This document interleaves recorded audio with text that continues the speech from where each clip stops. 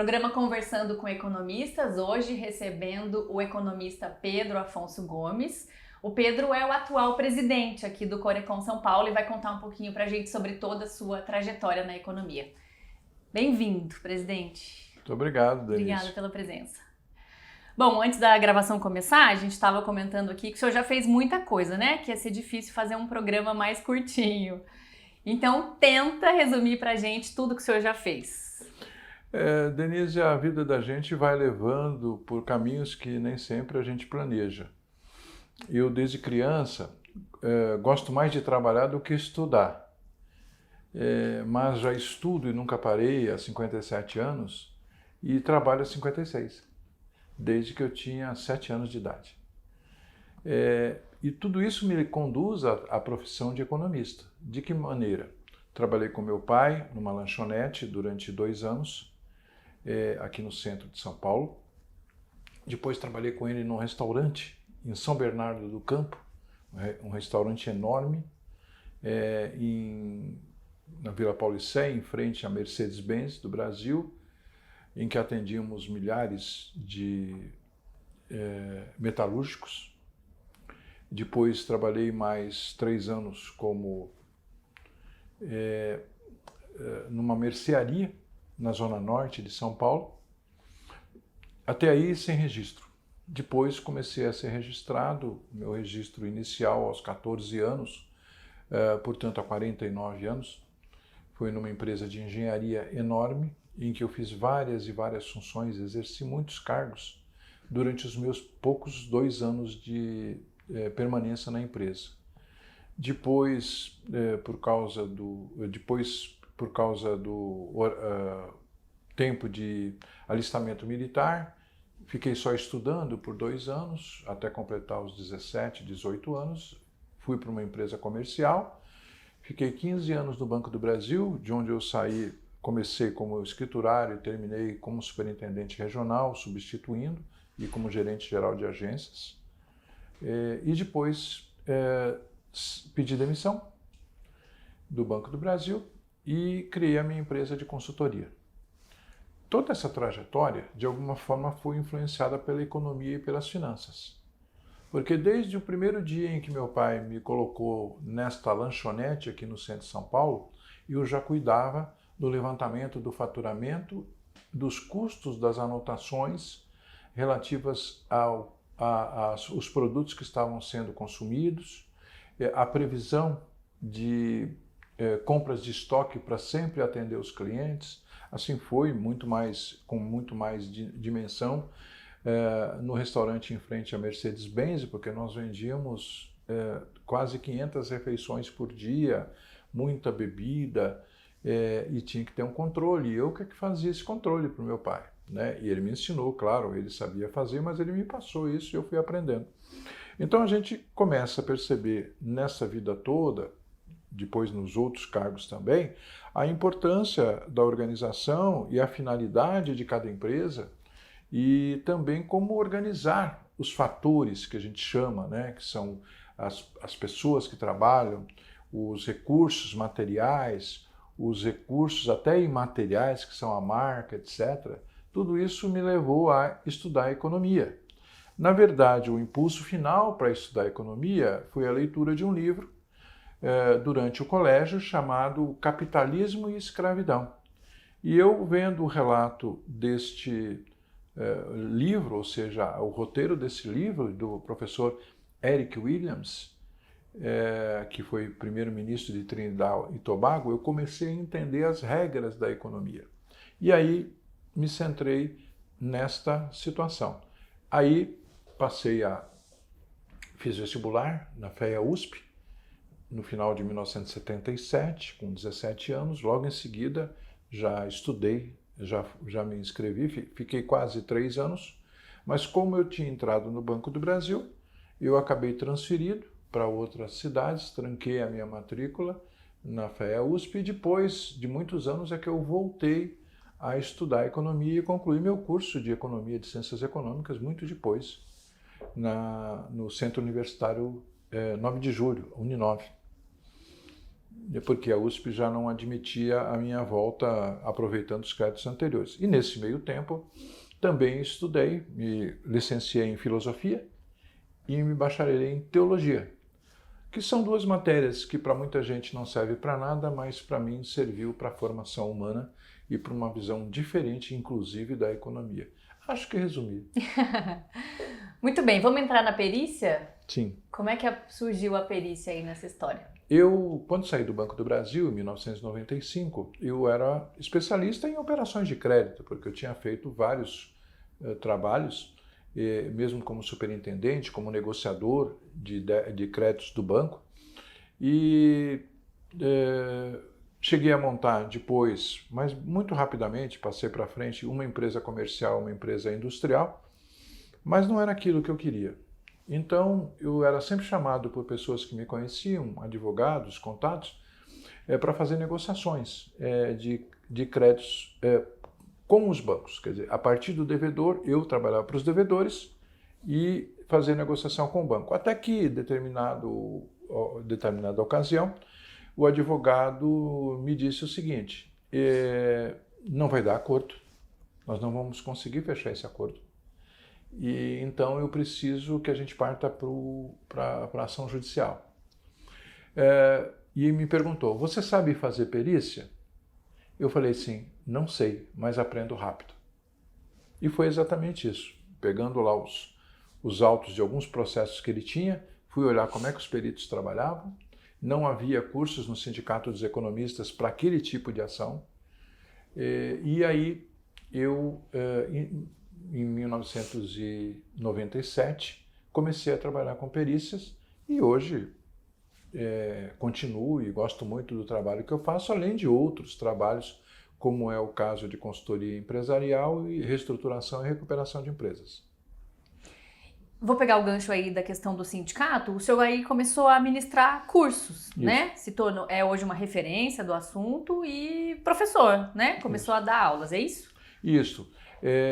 O ponto inicial disso, além de eu ter feito vários cursos do sindicato, é que em 2005 houve a assinatura, o então presidente, hoje novamente presidente Lula, assinou a Lei 11.101 de 2005, que é a chamada Lei de Recuperação de Empresas e Falências. E não havia ninguém da nossa turma, dos nossos grupos. Nós já tínhamos o Fórum de Perícia, com outro nome, Comitê de Perícia, desde 2004. Só que eu tinha essa experiência, porque eu desde 1981, portanto com 20 para 21 anos, no Banco do Brasil, trabalhei vários anos como comissário de concordata e síndico de massa falida, que eram as figuras que existiam na época da Lei 7446 de 1945. Então eu já estava acostumado com esse tipo de ação. Inclusive ajudei um dos autores da Lei 11.101 com alguns pontos, algumas sugestões. Ele me conhecia, me perguntou e eu dei algumas sugestões na elaboração da Lei 11.101. E os economistas queriam trabalhar em recuperação de empresas e não havia quem fizesse. Aí o Dr. Jamil Zantucci ainda era o presidente, o vice-presidente era o José Roberto Cunha, me convidaram para que eu elaborasse uma proposta de cursos para dar para os economistas. 2 semanas depois de assinada a lei foi assinada dia 9 de fevereiro, 2 semanas depois estava dado o primeiro curso no Brasil, que eu estava ministrando, sobre recuperação de empresas e o papel que o economista poderia ter como administrador, como gestor, como elaborador do plano de recuperação e outras funções que ele pode ter. A partir daí, eu fiz uma outra proposta para a diretoria do sindicato de fazer um curso que atendesse às necessidades do economista na justiça civil, que envolve todas essas questões de contrato e tal, porque o sindicato só tinha praticamente um curso de perícia trabalhista, não tinha de civil. Fiz uma proposta de curso e eles me contrataram de novo para dar esse curso e desde então, 2005, eu dou cursos de perícia no sindicato, portanto nós estamos falando aí de 19 anos, Mesmo quando eu fui presidente, eu consultei a diretoria se achavam adequado que eu continuasse a dar os cursos, mas foi unânime a diretoria em dizer que gostariam que eu continuasse, mesmo porque a remuneração do professor do sindicato não é uma remuneração alta, baixa. Então, não afetaria nada como interesse. É mais um gosto meu pessoal de transmitir conhecimentos para aqueles que, ou mais novos ou mais velhos, que eu precisem desses conhecimentos. Muito bem, eu queria que o senhor falasse agora sobre a carreira nas entidades, né? Até o senhor chegar no cargo atual de presidente. Então, como é que o senhor se envolveu como conselheiro? Eu sei que foi presidente do sindicato. Então, conta essa história agora dentro das entidades. Num curso que nós fizemos no sindicato em 2002, novembro de 2002, havia 150 alunos, enorme, todo mundo, muita gente. E nós lá começamos a perceber a necessidade de união dos economistas. Então, naquele mesmo mês de novembro de 2002, fizemos um grupo chamado Economistas Peritos, do Yahoo Grupos, que era o que tinha na época, sob a coordenação do Rubens Rodrigues, que é um economista de Campinas, meu amigo, e eu era o vice-coordenador desse grupo. A partir daí, nós forçamos um pouco a direção do Corecon São Paulo da época a criar um comitê de perícias, que foi criado em 2004. Já vai completar, próximo mês de abril, já completa 20 anos. Nesse grupo eu logo fui engajado, eu já estava com todos os demais ali, tínhamos umas 20 e poucas pessoas participando, e em começo de 2005 eu fui escolhido coordenador desse comitê. Então eu fui coordenador desse comitê em 2005, 2006 e 2007.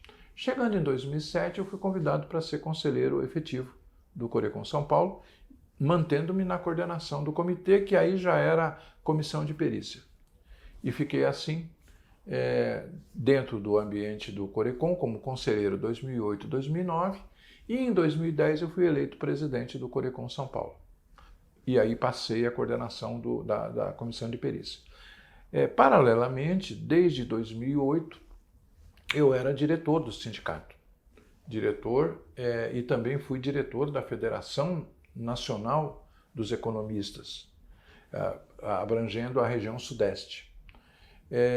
No sindicato, de 2008 a 2011 eu fui diretor, de 2011 a 2014 eu fui vice-presidente de comunicação, aliás, e de 2014 até 2022, quando assumi a presidência do Corecon, eu fiquei como presidente do Sindecom.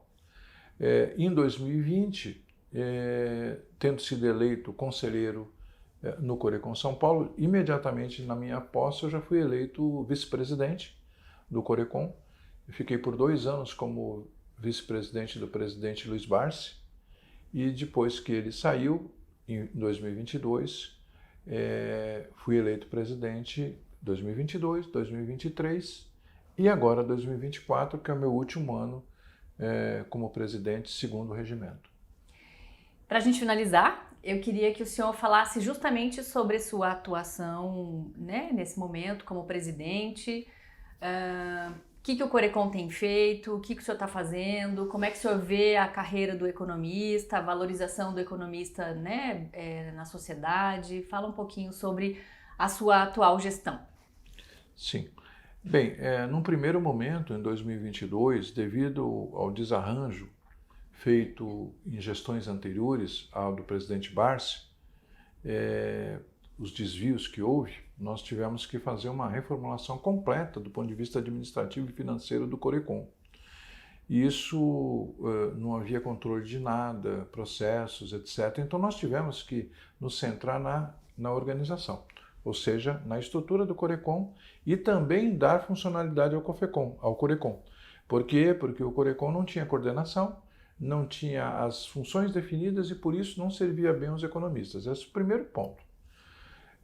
Conseguimos em 2022 fazer outras coisas, como por exemplo o primeiro Congresso Paulista de Economia e várias outras contribuições nossas na época de pandemia, ainda com lives e com outros eventos. Em 2023 foi o ano em que a gente pôde deslanchar as atividades em favor dos economistas. O catálogo dos economistas, que oferece os serviços para a sociedade, a plataforma de educação continuada, que valoriza o fato do economista continuar estudando depois da graduação, e muitos eventos relacionados aos 70 anos do Corecon, que nós comemoramos em 16 de novembro de 2023. Muitos e muitos eventos, muita integração da categoria. Além disso, tanto em 2022 como 2023, nós tivemos 14, depois 16 comissões e fóruns que são coordenados pelos conselheiros e que desenvolvem trabalhos concretos sob a supervisão minha, né, como presidente, mas que são um pouco autônomos. Já em 2024, se eu posso chamar isso de um slogan, a ideia é justamente a preparação do economista para atuar nesse mundo que traz muita novidade. Então, nós estamos investindo pesado nas oportunidades de o economista se atualizar através de cursos de boa categoria, através de parcerias que façam com que ele tenha conhecimento sobre assuntos que ele não teve na graduação e que ele precisa, porque esse mundo mudou e o economista também tem que mudar, sem esquecer aquela base que ele já teve. Eu ficaria muito contente se, terminado esse terceiro ano, nós tivéssemos isso. Neste ano temos 18 comissões e fóruns, o que ampliou em relação ao ano passado. Vamos fazer um congresso paulista de economia também, e mais. O Corecon nesses anos tem ampliado a sua influência no Brasil todo, tanto no âmbito do Corecon como de outras entidades, do COFECON e dos Corecons, porque ele foi perdendo, em virtude daquelas irregularidades a que eu me referi no período de 2012 a 2018, o Corecon foi perdendo influência na sociedade. Ficou voltado para dentro, para alguns interesses particulares. E nós estamos retomando. A minha avaliação é positiva, mas a gente ainda vai trabalhar bastante. Temos alguns meses ainda, praticamente mais de 8 meses, para concluir essa gestão e passar de forma tranquila para aqueles que forem assumir a direção, um Corecon com todas as condições de deslanchar, diríamos assim, de voar nas suas atividades, porque é isso que é o objetivo nosso, servir os economistas, mas também servir a sociedade, porque essa é a função nossa, legal, servir a sociedade, fiscalizando, registrando os economistas e dando maior qualificação para que eles, economistas profissionalmente, sirvam tanto à sociedade, quanto ao mercado, quanto aos órgãos públicos. Eu acho que, por aí, eu diria, estaria muito satisfeito se deixasse nessas condições.